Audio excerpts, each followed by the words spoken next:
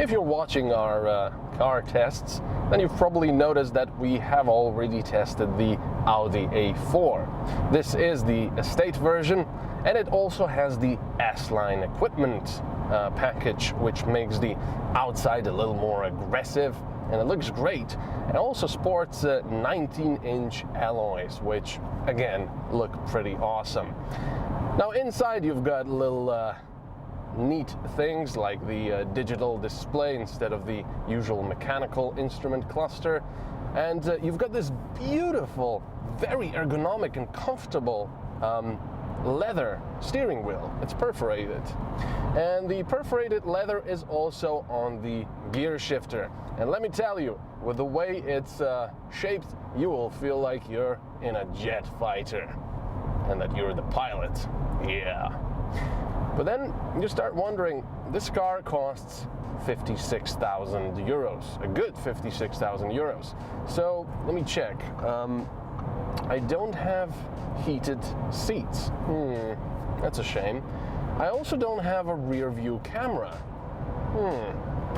Basically, things are missing that you would expect in a, well, usually expect in a car today as standard. So then you start thinking, why would I buy a car like this? Yes, why? Perhaps it's enough to lay our eyes on the Audi A4, which is elegant and lovely as well as aggressive with the S-Line package.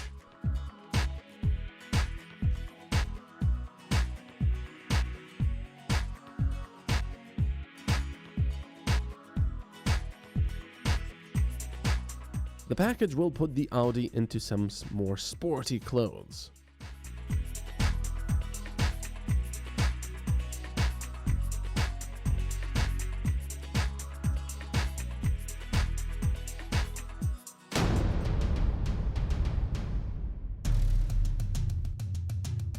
Although the visual changes might not seem much, an Audi like this will most likely be noticed much more than the standard fare.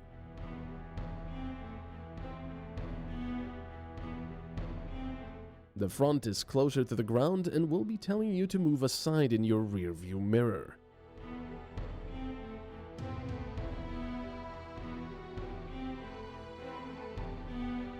The profile reveals big and sleek alloy wheels, which will fill in the arches and make the car even better looking. Optional LED lights add even more flair to the already fantastic front.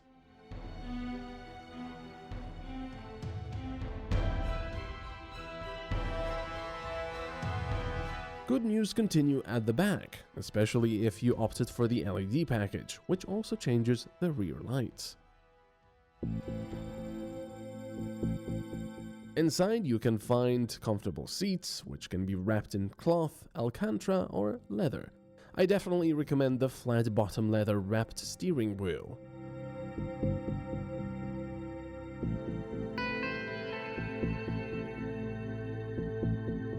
Not only is it comfortable to hold, it's also quite pretty to look at.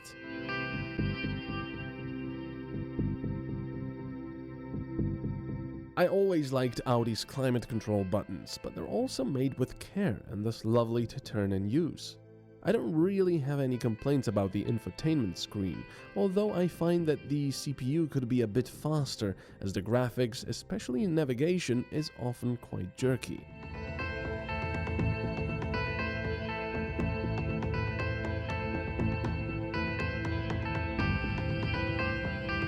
You get LED strips with the ambient lighting package, which you can then customize the color of. And let's not forget the great looking animated blinkers at the back.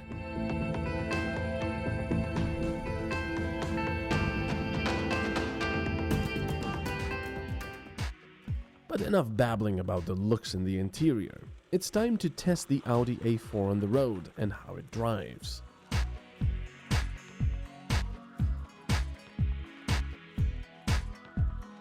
The car is great for everyday use. It will be quiet and civilized through cities and towns, and thanks to the 110 kilowatt diesel, will also be pretty economical. Now you just have to look at the roads in your country and decide whether you want the sport or comfort suspension, or perhaps the adjustable one.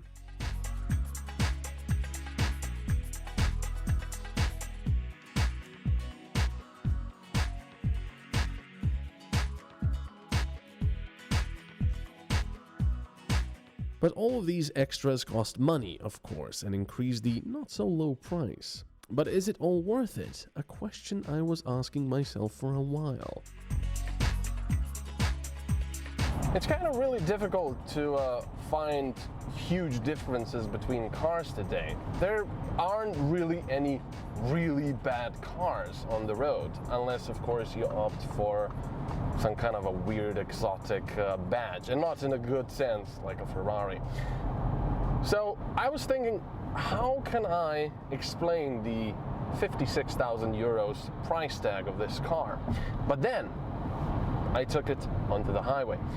If I just pause for a minute, BMW and Audi, for example, are the two brands that really usually are 2 to 3 steps ahead of everyone else in technology, in comfort, and just in general quality of their cars and how they're put together.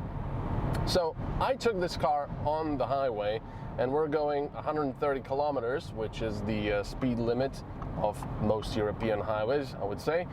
And the car is just, it really surprised me how comfortable and quiet it is, despite the fact that we are driving on the 245 millimeter tires.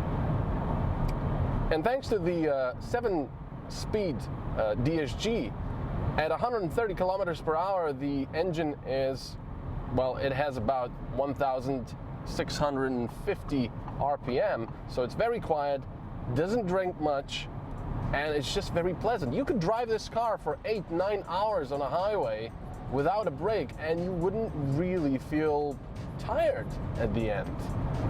So 56,000 euros, yeah, it's worth it. Except I don't have the money for it.